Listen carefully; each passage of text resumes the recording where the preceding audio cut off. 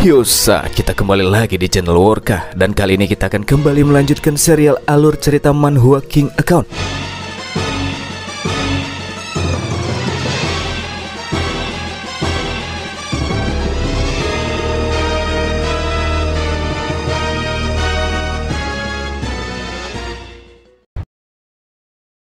Pertarungan duel di antara zona barat daya melawan zona timur demi memperoleh kehormatan tertinggi di antara kedua zona tersebut pun akhirnya dimulai. Duel yang berisikan 5 ronde 1 lawan 1 tersebut pun dibuka oleh pertarungan di antara nona bertopeng dari tim Mogong Yin Huan melawan Hu Fei, mantan komandan Huang Zing. Baku hantam pun langsung dimulai ketika wasit sekaligus komentator memberikan aba-aba. Yin Huan yang diberikan tugas penting dalam pertempuran pertama kali ini berjanji bahwa dirinya tidak akan pernah mengecewakan Yeu yang sudah memberikan dirinya kesempatan untuk menunjukkan taringnya kepada petarung zona timur. Wanita ini melepaskan rangkaian serangan pedang beruntun tanpa kenal ampun terhadap Hu Fei. Serangan yang ia tunjukkan lebih terlihat seperti tarian dengan menggunakan pedang tipis. Momentum awal yang ia lakukan seketika membuat Hu Fei dipukul mundur. Hu Fei sadar jika lawan duelnya kali ini sedang mencoba memberikan yang terbaik agar bisa mengalahkannya. Namun sebagai sosok kuat yang bisa berkeliaran di zona timur dengan sesuka hatinya, Hu Fei tak akan mengalah begitu saja dan dia juga akan turut memperlihatkan kebolehannya dalam ilmu baku hantam. Hu Fei kemudian mengaktifkan mode overload yang ditandai dengan seluruh tubuhnya yang mulai memancarkan aura kemerahan. Itu merupakan signature skill miliknya yang dikatakan mampu meningkatkan kekuatan serangan secara signifikan. Namun terdapat efek samping yang akan ia terima setelah mode overload berakhir, di mana tubuh Hu Fei akan lumpuh untuk waktu yang cukup lama setelah durasinya berakhir. Mode overload ditambah dengan serangan berpedang miliknya yang sudah mencapai tingkat tinggi mampu membalikkan situasi dan menghentikan momentum awal yang sebelumnya diciptakan oleh Yin Huan. Yin Huan pun sedikit tersenyum sebab ia mengingat jika kemampuan Hu Fei yang satu itu pernah membuat wanita ini dibuat tak berdaya di masa lalu. Namun sekarang ia memastikan takkan lagi membuat kesalahan yang sama seperti sebelumnya. Siapa sangka Yin Huan mengeluarkan satu lagi senjata dan itu merupakan King Sword punya Yeu yang dipinjamkan kepadanya dalam duel ini. Setelah King Sword dipegang oleh Yin Huan, senjata tersebut pun langsung berubah bentuk sama persis dengan senjata utama yang digunakan olehnya. Dan dengan ini maka Yin Huan selanjutnya akan bertarung dengan menggunakan 2 pedang tipis.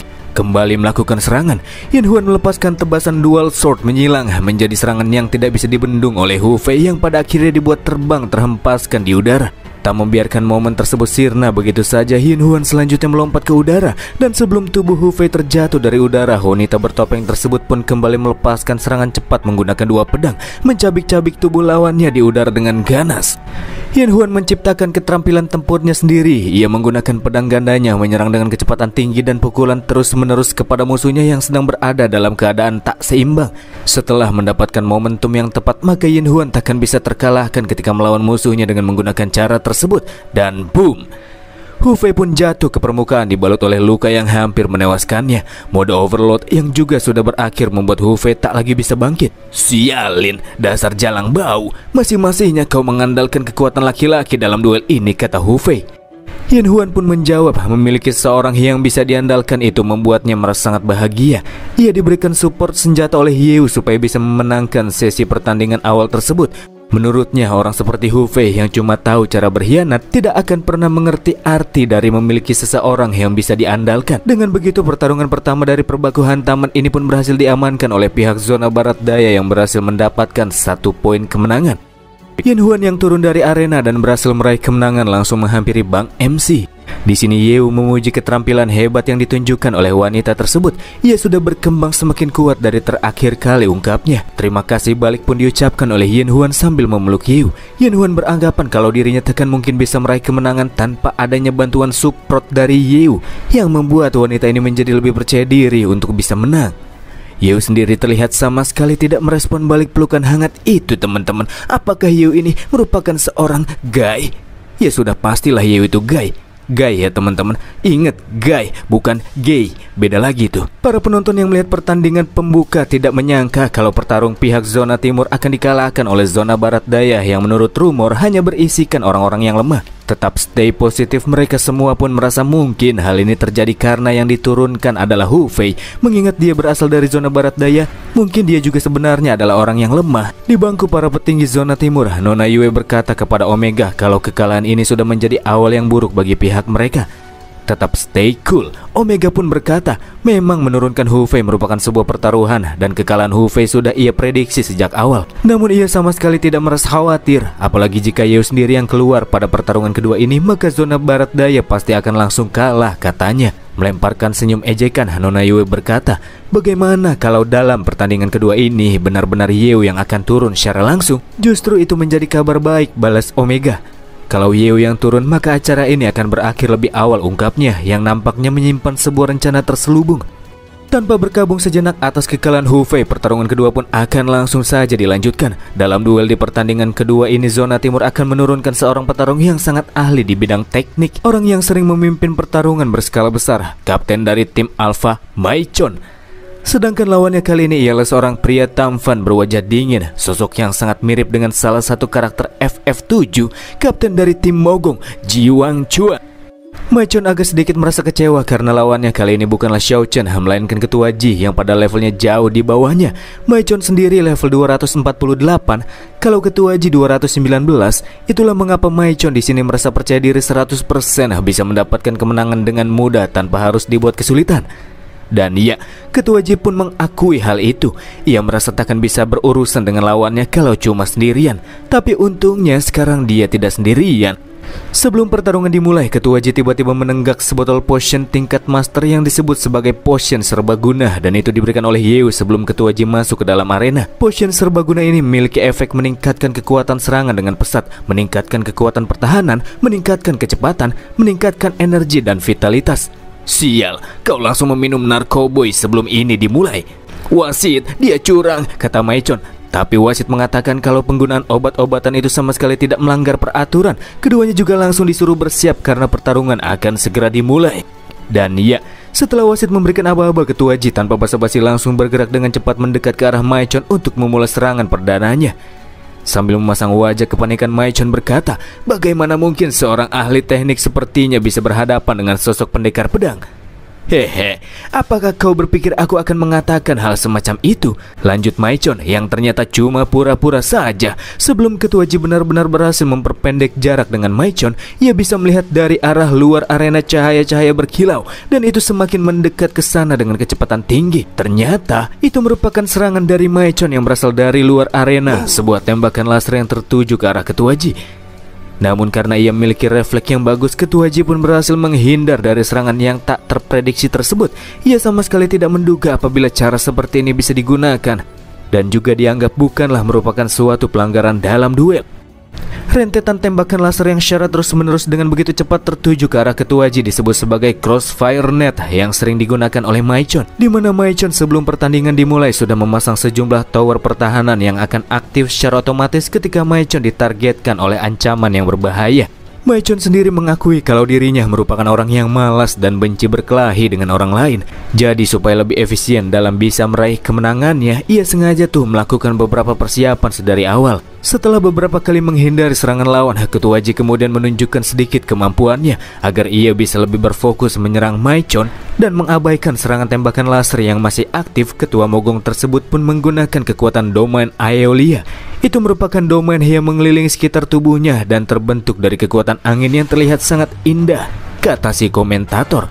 Kemampuan Ketua Ji terlihat mampu membelokkan jalur dari tembakan laser serta serangan artileri yang keluar dari senjata di genggaman Maichon. Dengan begini maka serangan musuh sudah tak lagi bisa mengganggu fokus Ketua Ji yang kini terus bergerak menuju ke arah lawannya. Apakah ini akan menjadi situasi yang membawa zona barat daya bisa meraih kemenangan keduanya? Maichon terlihat menunjukkan senyum lebar menjengkelkan, berkata kalau lawannya pasti akan hancur kali ini. Sebelum Ketua Ji mendekat, ia mengeluarkan sebuah perangkat kontrol dan menekan tombol yang terdapat di sana. Dan boom, terjadilah sebuah ledakan besar yang tak diketahui berasal dari mana. Namun ledakan tersebut menenggelamkan tubuh Ketua Ji di dalamnya. Ledakan semacam itu jelas sukar untuk bisa dihindari, dan menurut si pak komentator, mungkin ledakan besar tersebut berasal dari ranjau darat yang tak terlihat. Kapan Maichon memasang ranjau tersebut tak ada sama sekali orang yang mengetahuinya. Namun satu hal yang pasti, itu merupakan upaya Maichon sebagai sosok ahli teknik demi melindungi dirinya sendiri. Ketika Maichon menganggap pertarungan sudah berakhir, tiba-tiba saja ledakan besar yang belum sepenuhnya hilang dalam sekejap disapu oleh badai tornado yang lebih besar. Apa-apaan ini sebenarnya? Kata si ahli teknik yang terkejut bukan main. Dan di saat badai tornado mulai mereda, Ketua Ji yang sudah hampir kehabisan darah dan energi ternyata sudah mempersiapkan kuda-kuda untuk melepaskan jurus ultimate. Bersamaan dengan sabetan pedang angin yang bermunculan serta bergerak dengan cepat menuju ke arah Maichon, tubuh Ketua Ji pun menghilang entah kemana. Dan tahu-tahu Ketua Ji kini sudah berada tak jauh dari posisi Maichon sambil menyarungkan pedangnya. Sementara Maichon sendiri harus dengan legowo menerima serangan yang sama sekali tidak bisa ia hindari. Pak komentator yang terus menyaksikan jalannya pertarungan hanya bisa melihat kemunculan aliran badai yang membelah ruang udara di area sekitar Maichon. Kemampuan mengerikan seperti itu hanya bisa dimiliki oleh sosok yang sudah mencapai tingkat master pedang legendaris, menunjukkan bahwa Ketua Ji sudah berada pada tingkatan tersebut.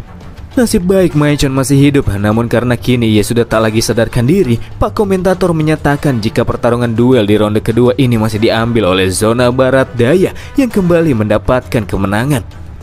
Setelah melihat kemampuan Ketua Ji, Yeu tahu kalau itu merupakan skill unik milik Jiabao, si pangeran Zerg. Kalau kalian masih ingat teman-teman, Yeu bertanya-tanya kapan si Ketua Ji mempelajari kemampuan tersebut ya.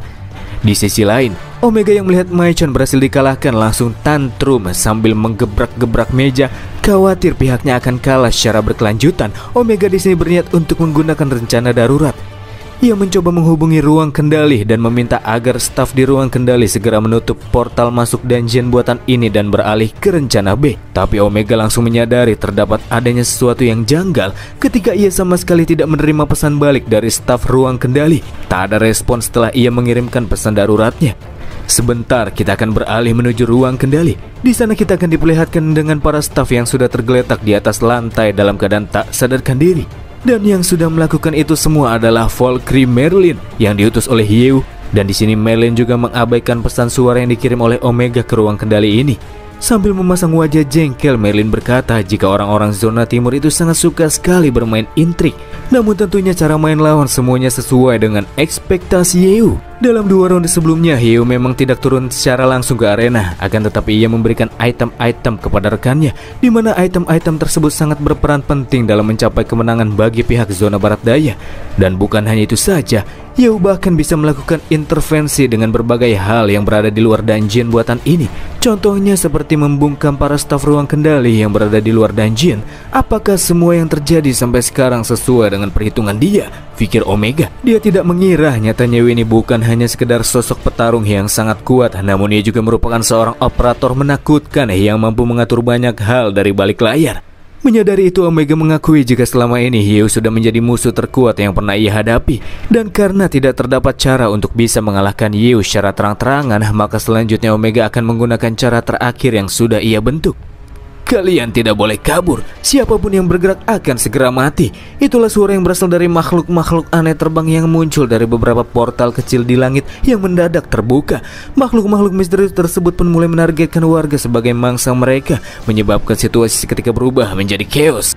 Sambil meminum ramuan pemulih, Ketua Ji yang melihat betapa kacaunya situasi merasa kalau pihak zona timur nampaknya sudah tak lagi memiliki niatan untuk terus melanjutkan pertandingan duel.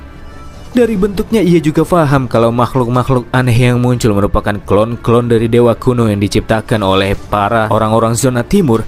Tak perlu merasa khawatir, itulah yang diucapkan oleh Yeu. Sebab semua yang terjadi sampai titik ini sudah berjalan sesuai dengan rencananya. Dan memang inilah pemandangan yang ingin Bang MC lihat. Dungeon buatan ini sendiri merupakan hak paten yang dipegang oleh grup alam malaikat. Jadi kemungkinan besar Nona Yue pasti terlibat dalam masalah ini.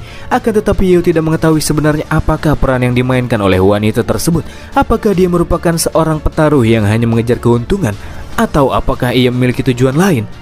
Ya, untuk sekarang Yeu masih belum bisa sepenuhnya percaya terhadap wanita tersebut.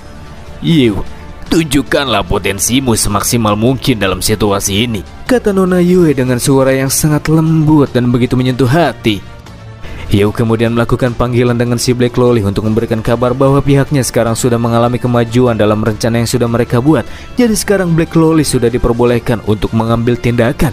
Di sisi Black Loli sendiri, cebol tersebut baru saja membuat para penjaga pintu ruang bawah tanah zona timur tak sadarkan diri. Dan sekarang ia akan langsung memulai operasi rahasia yang sudah direncanakan, yakni menyelamatkan Black yang asli. Bergerak secara sembunyi-sembunyi agar keberadaannya tidak diketahui, Black Loli merasa beruntung karena sekarang penjaga yang berada di tempat tersebut sedang menipis. Itu terjadi karena kekacauan yang sebelumnya dibuat oleh Yeu. Momen-momen seperti ini amat jarang sekali terjadi, oleh karena itulah ia tidak akan menyia-nyiakan kesempatan yang datang.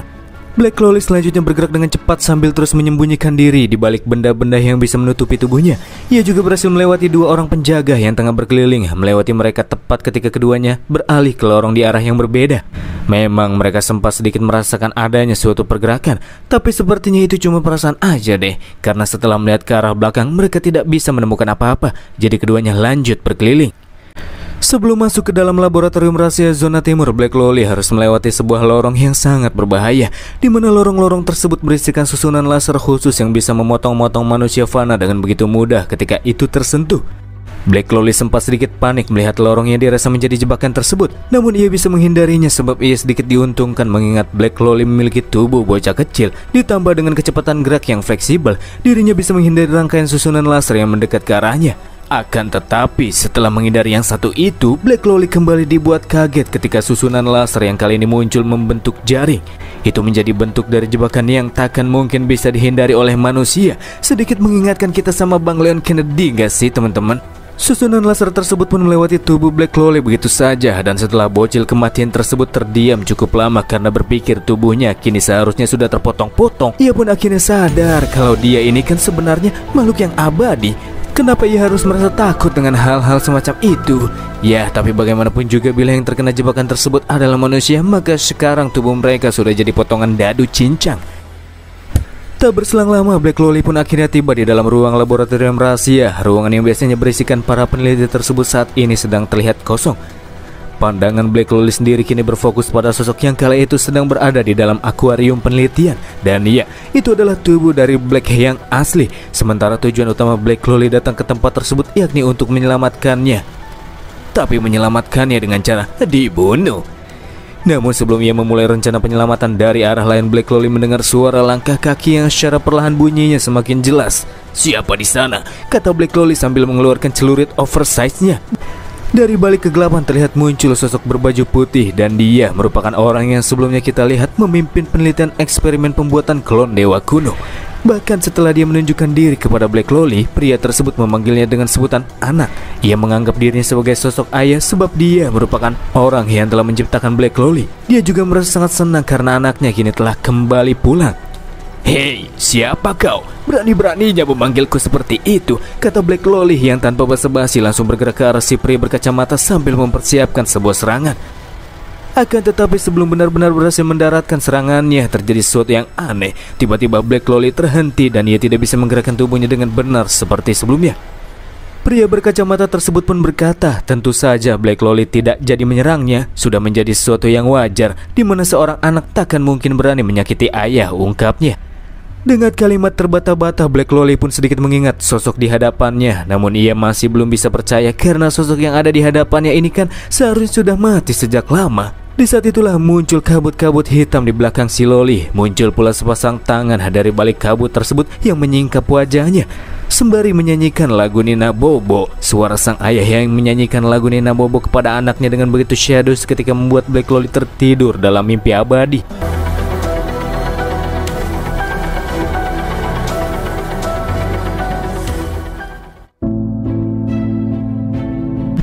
Selanjutnya kita akan segera dialihkan menuju dungeon buatan area B, zona timur. Tempat tersebut kini berada dalam situasi kacau karena kemunculan makhluk-makhluk mengerikan yang merupakan produk tiruan dewa kuno zona timur. Sama seperti Black Loli, makhluk-makhluk tersebut juga abadi.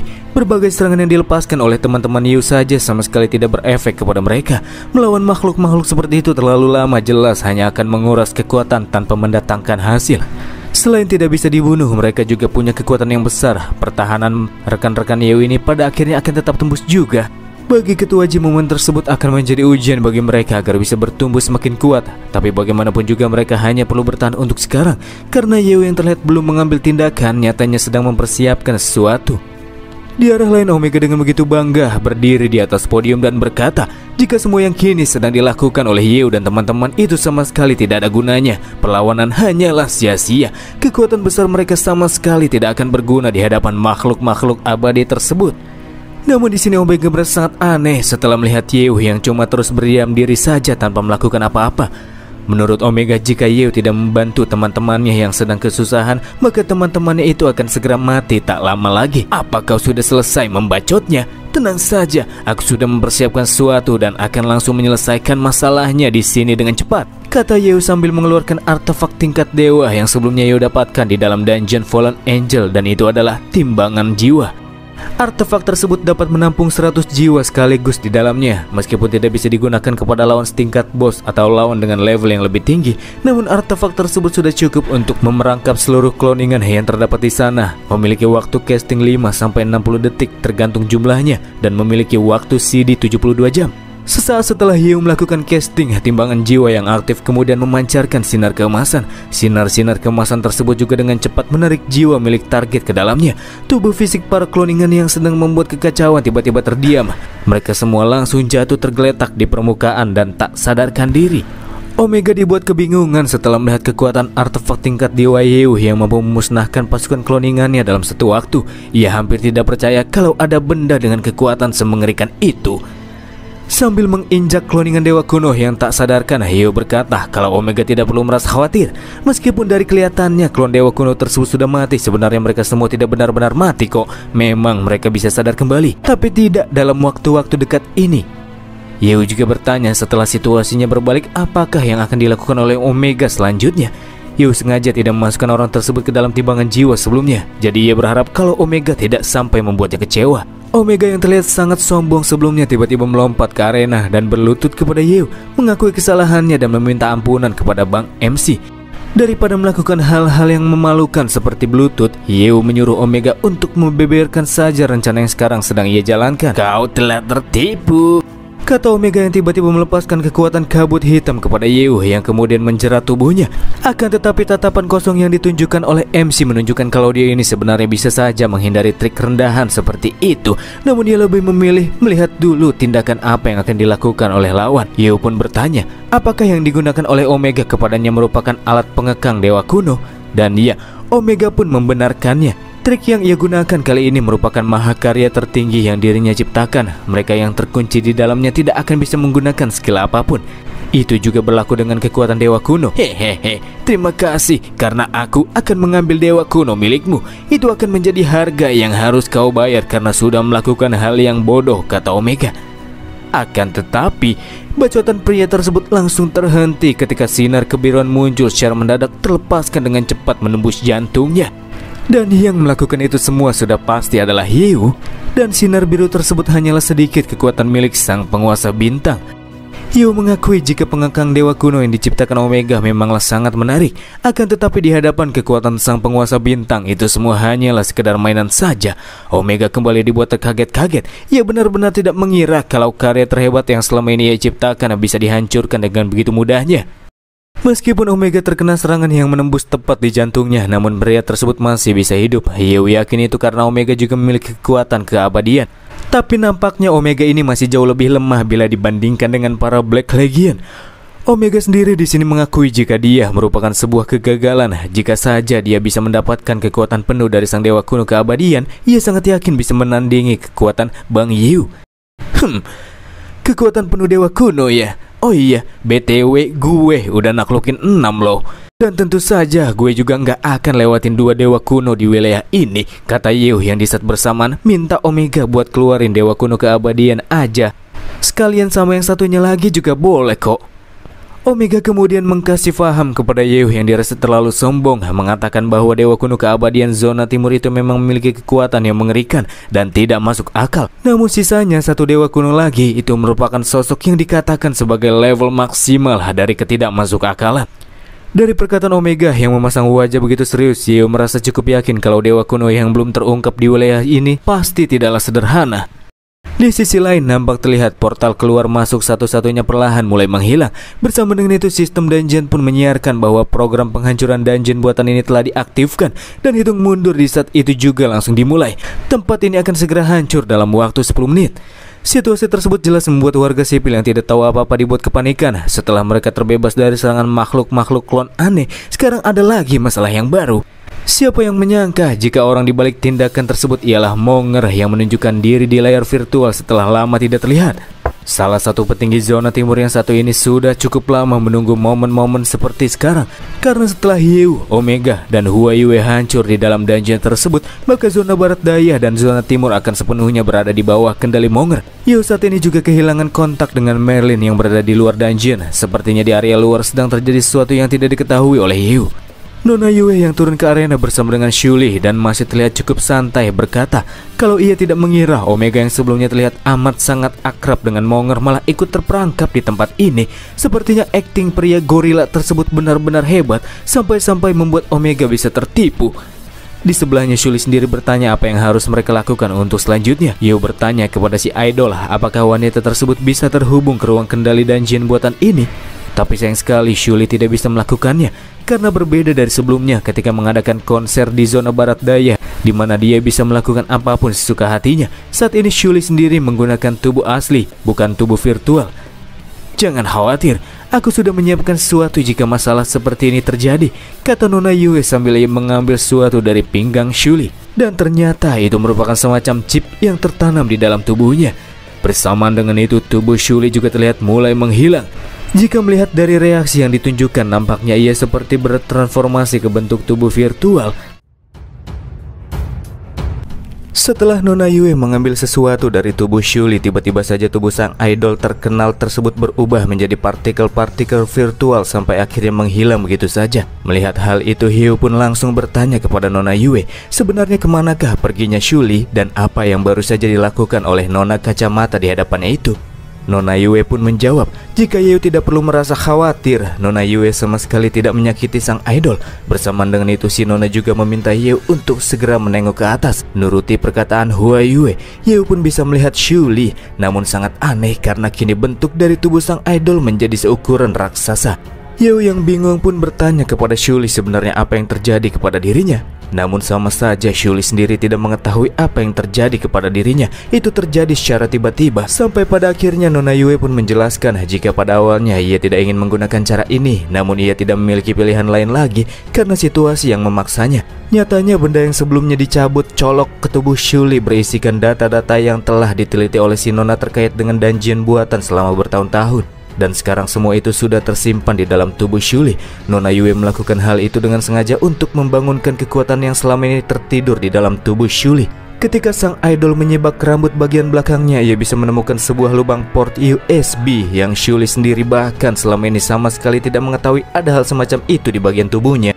Di arah lain, Shulu yang selama ini merasakan adanya yang aneh pun angkat bicara. Sejak pertama kali melihat sang idol, ia sudah merasa adanya sesuatu yang aneh dengan Shuli. Shulu merasa jika wanita tersebut tidak seperti manusia normal seperti dirinya.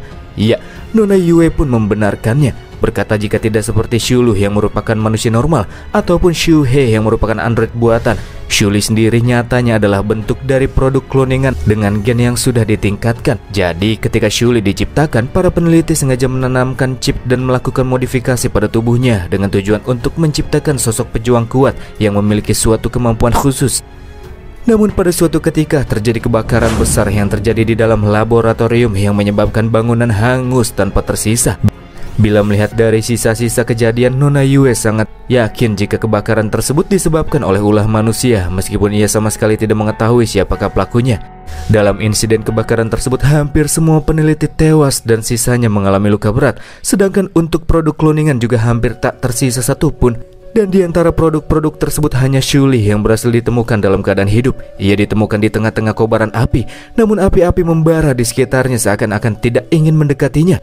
Pada kenyataannya segala sesuatu yang terbakar di sekitar Shuli berubah menjadi ketiadaan. Tubuh Shuli juga seperti berada di antara batas kehidupan virtual dan kenyataan. Memang itu terdengar sangat sulit untuk bisa dipahami.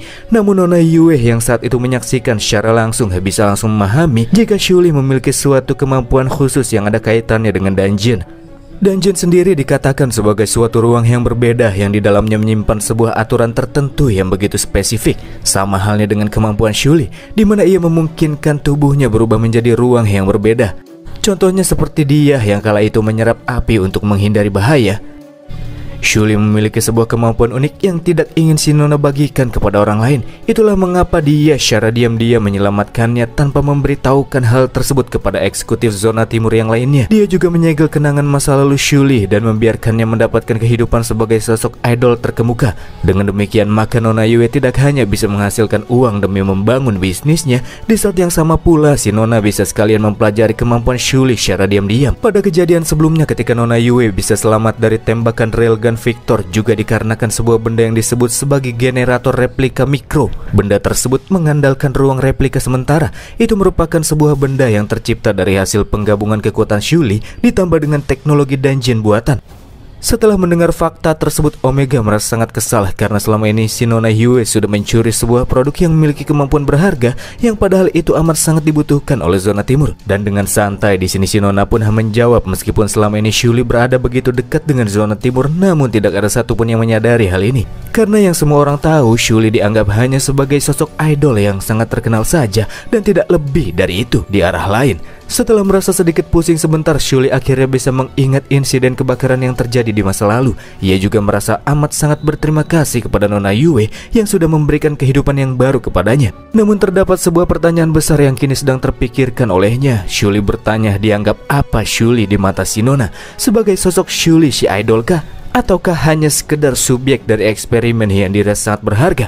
Sambil tersenyum melihat foto kenangan beberapa tahun lalu, Nona Yue pun mengungkapkan jika pada awalnya memang ia benar-benar berpikir bahwa dirinya baru saja mendapatkan sebuah tikus peliharaan yang sangat berharga. Maka dari itulah Hua Yue berniat untuk merawatnya dengan baik agar kelak sang tikus bisa memberikan manfaat kepadanya hingga ke masa mendatang. Akan tetapi, setelah ia menyaksikan tikus kecil tersebut tumbuh hari demi hari, tanpa disadari hal itu telah memberikan banyak kenangan yang lebih berharga dari apapun. Membuat si Nona sadar jika sekarang ia melihat Shuli bukan lagi sebagai subjek eksperimen, melainkan sebagai keluarga yang ia sayangi. Perkataan yang disampaikan oleh si Nona membuat Shuli merasa begitu senang karena dirinya tidak dianggap hanya sekedar produk eksperimen semata, melainkan bagian dari keluarganya. Maaf karena aku harus merusak kehangatan rumah tangga kalian sekarang.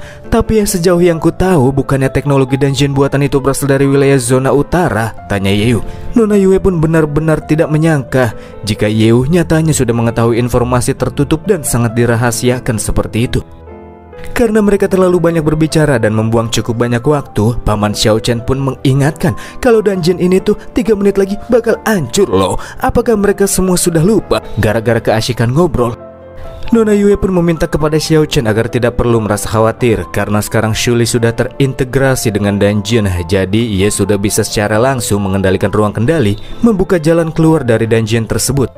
Akan tetapi, ketika Shuli mencoba untuk membuka jalan keluar, ia merasa sangat pusing setelah melihat banyak sekali informasi yang terdiri dari simbol dan angka-angka. Ia benar-benar tidak mengetahui cara kerja dungeon buatan tersebut, apalagi untuk membuka jalan keluar. Ia sama sekali tidak paham tuh. Sambil menahan rasa kesal, Heo pun bertanya kepada si Nona apakah selama menjalankan eksperimennya ia sama sekali tidak pernah mengajari Shuli cara untuk menggunakan kemampuannya dengan benar.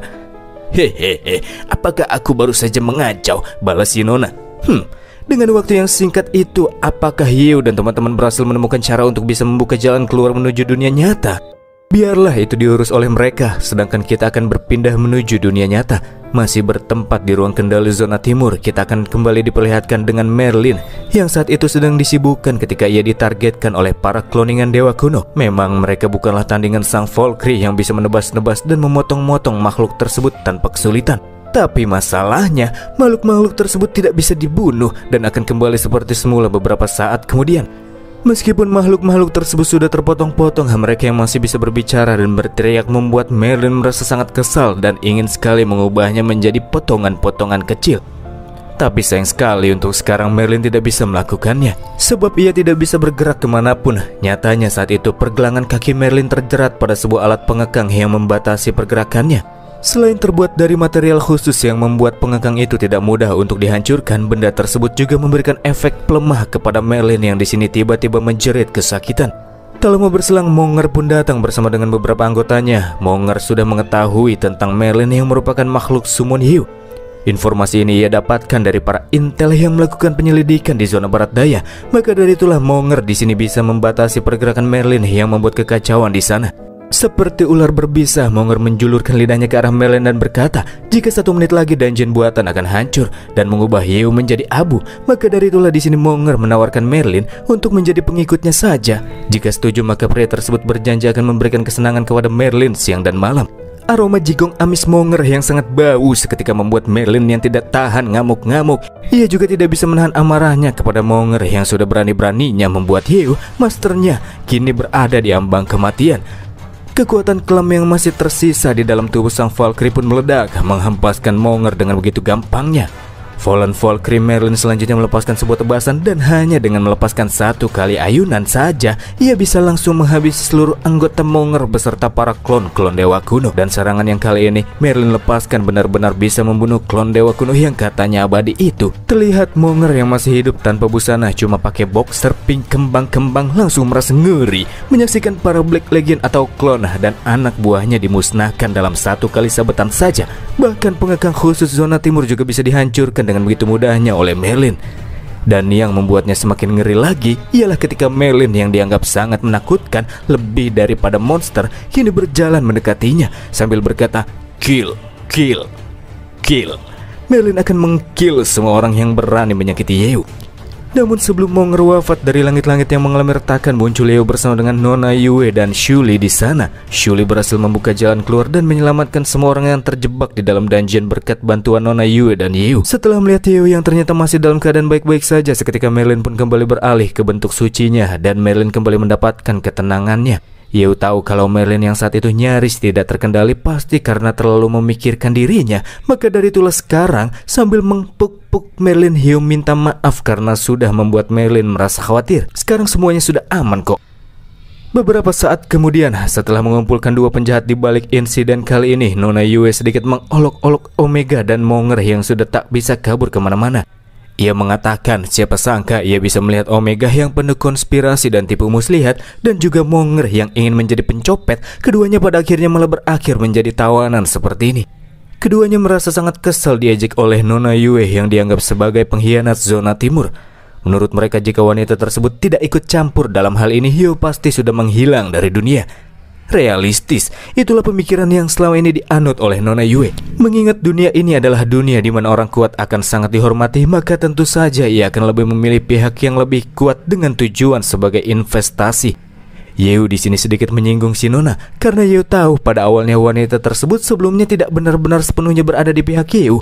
Dan baru sekaranglah ia benar-benar memutuskan untuk memihak kepada Bang MC setelah kejadian ini, di mana para eksekutif lain berusaha untuk membunuhnya.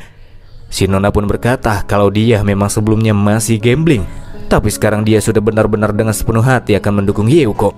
Di dalam pikirnya Yeo tidak yakin apakah benar atau salah tindakan yang dilakukan oleh si Nona. Tapi yang pasti setelah melihat kontribusi yang bisa dilakukan oleh Nona Yue selama ini, Yeo akan menerima si Nona sebagai salah satu orang yang akan mendukungnya sepenuh hati.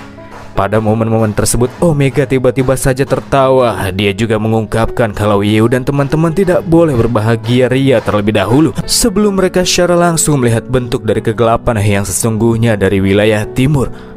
Omega menggunakan kekuatan kegelapannya untuk bisa terbebaskan dan tanpa basa-basi langsung menggunakan kekuatannya untuk menyerap kekuatan yang terdapat di dalam tubuh Monger berikut dengan tubuhnya juga. Bersama dengan itu ia juga mengeluarkan 2 buah Black Fragment Soul dan berkata jika sekarang adalah waktu yang tepat untuk menunjukkan betapa mengerikannya kekuatan kematian yang sesungguhnya. Fragment tersebut digunakan sebagai alat untuk melakukan penggabungan di antara keduanya, dan dalam sekejap terlahirlah sosok gelap yang terbentuk dari hasil fusion 2 eksekutif zona timur. Namun kesadaran dipegang secara penuh oleh Omega. Tertawa dengan keras, Omega sepertinya sangat bahagia karena sekarang ia sudah dilimpahi dengan kekuatan dewa kuno. Saat ini ia menganggap bukanlah sebagai produk gagal lagi karena dia sudah mencapai kesempurnaan. Pada levelnya saja baru 300 teman-teman. Ejat ini mah buat Yeo. Ia juga berkata akan segera menyerap semua orang yang terdapat di sana dan berubah menjadi sosok dewa kuno yang baru. Yeo pun berkata dengan santai, tidak peduli bagaimanakah wujud Omega saat ini. Bagi Yeo, ia tetap seperti sebuah produk gagal. Tak ada yang namanya transformasi kedua karena Yeo akan segera menghabisinya dengan cepat. Sebelum Hyo mengambil tindakan, tiba-tiba saja dari arah belakang Nona Yue meminta untuk berhenti, dan si Nona lah yang akan menyelesaikan urusan di tempat ini. Bersama dengan itu tubuh Hua Yue terlihat mulai bersinar, dan siapa sangka ia juga ikut bertransformasi ke bentuk wah. Dan nampaknya kekuatannya juga cukup wah untuk main tarung beberapa ronde. Setelah berpihak penuh kepada Hyo, inilah yang akan dilakukan oleh si Nona untuk menunjukkan ketulusannya.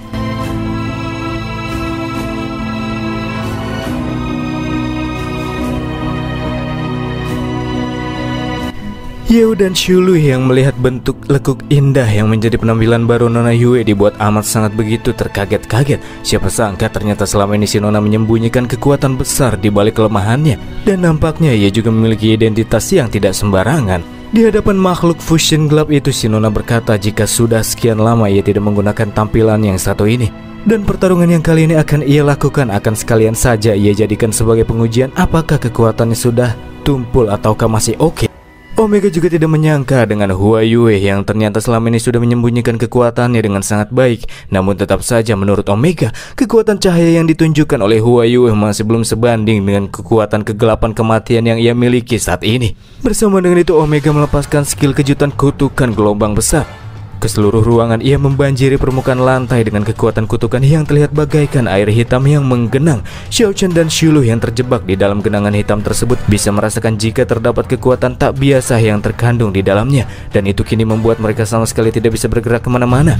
Skill gelombang kutukan tersebut memberikan efek kutukan kematian, di mana setiap dari mereka yang terpapar kecepatan geraknya akan berkurang sebesar 99%, dan health mereka akan terus berkurang tiap detiknya sebanyak 4%. Tak membiarkannya terus berlanjut, Hua Yue melepaskan skill tirai cahaya suci. Setelah digunakan dalam waktu yang singkat, skill tersebut mampu menyurutkan genangan kutukan hitam yang berada di dalam ruangan. Skill tirai cahaya suci ini dikatakan mampu menghilangkan semua efek negatif dalam skala area yang luas berpusat pada penggunanya, dan akan terus memulihkan health hingga penuh dengan waktu cooldown selama 360 detik. Tak berhenti sampai di situ saja, si Nona selanjutnya menggunakan skill pengikat cahaya. Circle yang terbentuk dari cahaya dikombinasikan dengan rantai cahaya yang ditargetkan kepada Omega kini membuat pergerakannya benar-benar terbatasi. Meskipun memiliki efek yang hampir tidak bisa dihilangkan, namun itu hanya bertahan selama 15 detik saja. Namun jika undead atau iblis yang terkena durasinya akan menjadi 2 kali lipat alias 30 detik saja. Setelah menunaikan tugasnya, Hua Yue langsung minta kepada Yehu untuk segera memanfaatkan kesempatan untuk melakukan serangan kepada musuh. Ya, tentu saja. Dengan senang hati, Yehu juga akan berkontribusi dalam pertarungan tersebut jika diminta, bergerak menuju ke arah lawan yang tidak bisa kabur kemana-mana. Yehu melepaskan serangan rangkaian tebasan combo wombo api gelap dalam satu tarikan nafas, mencabik-cabik lawannya tanpa memberikan ampun, dan serepet. Setelah Yehu mengakhiri tebasannya, Omega tidak menyangka kalau dirinya yang padahal sudah diberkahi oleh kekuatan kutukan yang melimpah bisa dihabisi oleh Yehu dalam serangan tersebut. Tak lama kemudian tubuh Omega pun hangus terbakar oleh api gelap, diiringi dengan teriakan suaranya yang begitu melengking dan mengerikan. Melawan musuh kuat yang satu itu, Hyo benar-benar tidak harus mengeluarkan banyak keringat. Set, berubah jadi abu. Benar-benar crazy pria ini. Bagaimana mungkin bisa dia membunuh monster level 300 dengan serangan combo yang mulus cuma dalam hitungan detik saja? Pikir si Nona. Memang dia sudah tahu kalau ia itu orang yang kuat, tapi ia tidak menyangka kekuatan Hyo bisa semengerikan ini. Nasib baik ia memilih untuk mendukung Hyo. Kalau tidak, mungkin si Nona juga akan berakhir seperti Monger dan juga Omega. Setelah menonaktifkan kekuatan akun Raja Qian, muncul notifikasi sistem yang memberitahukan kalau Hyo yang telah membunuh Fusion Omega dan Monger mendapatkan poin XP sebanyak 2 juta dan uang sebanyak 10 juta. Terdapat pula beberapa drop yang diantaranya Dead Cell, cairan biologis yang mengandung kekuatan kematian dan dapat digunakan sebagai bahan untuk membuat alat peraga. Selanjutnya ada Dead Soul Fragment sebanyak 2 keping. Memiliki benda ini memungkinkan penggunanya untuk bisa mensummon 10 sosok Black Legion yang akan bertarung di sisi pengguna selama 2 jam dan waktu cooldown 24 jam. Dan yang terakhir ialah sempak super ketat. Dikatakan bahwa Monger memiliki 100 pasang sempak yang seperti ini, bermanfaat sebagai penutup rudal Rusia yang ia gunakan untuk melakukan pertempuran besar ketika tengah malam tiba, meningkatkan daya tahan, kecepatan, dan kesukaan lawan jenis. Benar-benar sempak yang sangat berharga ini. Tapi bukan itu yang ia pikirkan sekarang. Ia merasa agak bingung kenapa musuh yang katanya abadi malah bisa dikalahkan dengan begitu mudahnya. Apakah lawan telah kehilangan keabadiannya setelah melakukan fusion? Sepertinya tidak. Yehu yang berjalan menghampiri si Nona pun berkata menurutnya pasti ini merupakan rencana yang sedari awal diinginkan oleh wanita tersebut. Karena dengan kematian Monger dan Omega, maka sekarang grup alam malaikat yang berada di bawah kuasa Huayue secara otomatis akan menjadi kekuatan terbesar dan satu-satunya di zona timur. Ya, itu memang sudah seharusnya, kata si Nona. Hal ini juga akan memberikan manfaat bagi Yeo mulai dari sekarang karena Huayue berjanji jika zona timur akan selalu memberikan bantuan kepadanya, baik itu dari segi teknologi, keuangan maupun kekuatan. Jika Yeo membutuhkan itu semua, si Nona bisa memberikannya tanpa syarat. Itu sih terlalu baik, nggak mungkin cuma-cuma, pasti ada maunya kan, kata Yeo. Dan benar saja, si Nona memiliki sebuah keinginan dan itu bukan menjadi hal yang terlalu merepotkan, ungkapnya. Wanita tersebut di sini cuma menginginkan agar Yeo melindungi dirinya ketika orang-orang dari zona utara menunjukkan diri dan menargetkannya. Dan dari sinilah terungkap fakta apabila Huayue ini sesungguhnya berasal dari zona utara. Sembari melepaskan kekuatan sucinya, si Nona meminta semua orang agar tidak perlu merasa gugup. Ia sendiri sudah sangat lama tidak menjalin kontak dengan orang-orang zona utara. Dan sekarang si Nona hanya hidup untuk dirinya sendiri. Namun tetap saja ia masih merasa khawatir kalau sewaktu-waktu ada orang-orang dari zona utara datang untuk menargetkan dirinya. Setelah mengetahui sang bos berasal dari utara, Shuli ingin mengenal lebih jauh tentang identitas Huayue di masa lalu. Nona Yue pun menjelaskan, tapi ia minta Shuli agar tidak kaget karena nyatanya wanita sekseh tersebut dulunya merupakan seorang pendeta kuil tingkat tinggi dari zona utara. Tingkatannya sendiri berada di bawah paus. Setelah mendengarnya, Shuli bukannya kaget, malah merasa semakin antusias mendengarkan cerita masa lalu si Nona. Dikatakan bahwa meskipun zona utara merupakan wilayah yang tertutup, akan tetapi mereka sama sekali tidak acuh tentang kehidupan di dunia luar. Pada suatu ketika, Huayue dan seorang pendeta lain mendapatkan tugas untuk melakukan pemantauan di wilayah lain. Tapi wanita tersebut justru malah memanfaatkan kesempatan itu untuk meninggalkan tugas dan melarikan diri. Pada saat itu dia bergabung dengan tim audisi supaya bisa lebih dekat dengan manajemen zona timur. Tapi tanpa diduga, Huayue malah ditemukan oleh seorang pencari bakat dan diikut sertakan dalam sebuah audisi. Dia juga bahkan berhasil menjadi salah satu finalis pada audisi tersebut. Bukan hanya itu saja, ia bahkan berhasil keluar sebagai pemenang yang membuat zona timur dibuat gempar karena ia berhasil menang dalam audisi pencarian bakat pertamanya. Semua orang berteriak dengan keras atas kemenangan yang diraih olehnya yang kala itu dipanggil dengan nama Yeye. Suaranya yang begitu empuk di telinga bisa membuat para pendengarnya dibuat terhipnotis ketika Yeye naik ke atas panggung dan menunjukkan kebolehannya. Setelah mendengar nama Yeye, Shuli mengingat jika idol yang satu ini amat sangat terkenal di masa lalu. Tapi tiba-tiba saja sang idol malah menghilang begitu saja. Shuli di sini benar-benar sangat terlihat excited ketika mengetahui bahwa Yeye nyatanya adalah Nona Huayue. Dengan wajah yang agak memerah, si Nona pun berkata jika pada masa-masa itu ia menjalani kehidupan yang benar-benar berbeda. Dia yang sedari kecil diajarkan tentang kehidupan tanpa adanya hasrat dan memiliki keyakinan penuh kepada sosok Dewi. Menganggap jalan menjadi sosok idol justru menjadi awal dari kehidupannya yang terasa sangat indah. Menjadi idol membuatnya memahami secara mendalam tentang konsep kehidupan yang indah. Itulah mengapa ia tidak akan pernah mau lagi kembali ke identitas masa lalunya sebagai sosok pendeta kuil utara. Di sela-sela penjelasan, Hyo bertanya apakah dungeon buatan Fallen Angel masih ada hubungannya dengan si Nona. Dan iya, Huayue pun membenarkannya. Tempat yang sebelumnya sempat dikunjungi oleh Hyo itu merupakan tempat yang digunakan oleh zona utara untuk membangun basis pangkalan eksperimental dengan tujuan untuk mendatangkan sosok Angel yang asli. Karena Yeo tahu tempat tersebut, seharusnya Yeo juga tahu jika rencana utara dalam mendatangkan Angel sudah mengalami kegagalan. Penjelasan Huayue serupa dengan apa yang sempat dikatakan oleh Mue sebelumnya. Namun yang ingin Yeo ketahui sekarang ialah sebenarnya apa yang ingin dilakukan oleh zona utara dengan memanggil sosok Angel. Mue, maksudmu Mue sepemburu legendaris yang sangat terkenal itu? Pantas saja kau tahu banyak informasi tingkat tinggi, kata si Nona yang dibuat kaget. Tapi untuk sekarang masalah tersebut merupakan masalah yang sangat rumit dan tidak bisa dijelaskan dengan beberapa kalimat saja. Untuk sekarang masih ada sesuatu yang dirasa lebih penting yang harus mereka urus, yakni menyudahi kekacauan yang ditimbulkan oleh Monger dan Omega. Bersama dengan itu di hadapan mereka muncul para klon-klon dewa kuno alias mereka yang disebut sebagai Black Legion yang terbangkitkan. Yu bertanya apakah Huayue bisa memurnikan mereka semua.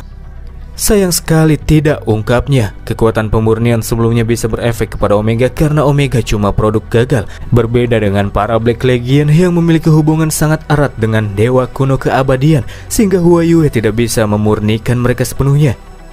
Salah satu dari mereka pun bertanya secara langsung kepada Yeo, apakah Yeo merupakan rekan Black Loli yang sedang mencari Black yang asli. Yeo pun tanpa ragu menjawab, iya. Pertanyaan tersebut juga membuat Hyo kepikiran sebenarnya kemana si Black Loli yang sudah cukup lama tidak kembali menghubunginya. Si klon pun berkata jika dirinya dan klon yang lain baru saja mendapatkan kembali kesadaran mereka yang kemungkinan besar karena ada kaitannya dengan kematian fusion Omega Monger yang dibabat oleh Hyo sebelumnya. Para klon-klon tersebut juga memiliki tujuan untuk menghapuskan keabadian yang ada di dalam diri mereka. Dan sekarang karena si Black Loli sudah gagal menjalankan rencananya, hanya Hyo yang bisa diandalkan oleh para Black Legion ini. Dan karena sekarang Hyo merupakan pemegang Dead Soul Fragment, maka Hyo sudah menjadi tuan dari mereka. Untuk melakukan summoning, Hyo juga hanya perlu mengalirkan sedikit kekuatannya ke dalam fragment tersebut. Dengan begitu, maka secara otomatis Black Legion akan melayani semua permintaan Hyo. Bagi Hyo memiliki kekuatan dari kelompok Black Legion akan sangat membantu. Mereka sama halnya dengan kekuatan besar berlevel tinggi yang bisa sangat diandalkan. Selain itu, makhluk besar di hadapan Hyo ini juga mengungkapkan jika yang mereka inginkan hanyalah menghapuskan keabadian. Karena itu selama ini sudah membuat mereka semua merasa tersiksa. Jadi ketika semuanya sudah selesai, sosok tersebut memohon kepada Hyo untuk membebaskan mereka semua dan membiarkan mereka mati dalam kedamaian. Dan Hyo pun menuruti kesepakatan tersebut. Hyo selanjutnya mengalirkan kekuatannya ke dalam Dead Soul Fragment dan seketika Black Legion pun langsung masuk ke dalam benda tersebut. Kalimat terakhir yang diucapkan oleh si klon sebelum sepenuhnya terhisap adalah mereka sekarang kini sudah tak lagi memiliki banyak waktu. Jadi Hyo harus berangkat secepat mungkin dan meminta Hyo untuk berhati-hati dengan pria berkulit putih yang abadi. Kalimat terakhir dari si klon kembali membuat pertanyaan bagi Hyo. Ia bertanya apakah sebenarnya ada sosok selain Omega yang mengendalikan dewa kuno keabadian. Di saat yang sama, Shuli juga memberitahukan kalau Black Legion yang berada di dalam dungeon sebelumnya sudah terbangkitkan. Dan kemudian bersama dengan Shuli yang akan membukakan portal menuju dungeon tersebut. Ia pun berangkat untuk mengambil para Black Legion yang tersisa karena fragment miliknya masih muat untuk menampung 10 lagi. Ketika masuk ke dalam portal yang dibuka oleh Shuli, Hyo lagi-lagi kepikiran tentang perkataan si klon yang mengatakan waktu sudah hampir habis. Menunjukkan apabila dalang tersembunyi di balik layar pasti memiliki rencana yang sangat besar. Dan semua itu akan segera terungkap ketika Hyo masuk ke dalam laboratorium penelitian rahasia zona timur. Selanjutnya kita akan beralih menuju lorong laboratorium. Di sana kita akan diperlihatkan dengan sosok bayangan hitam yang bergerak dengan cepat.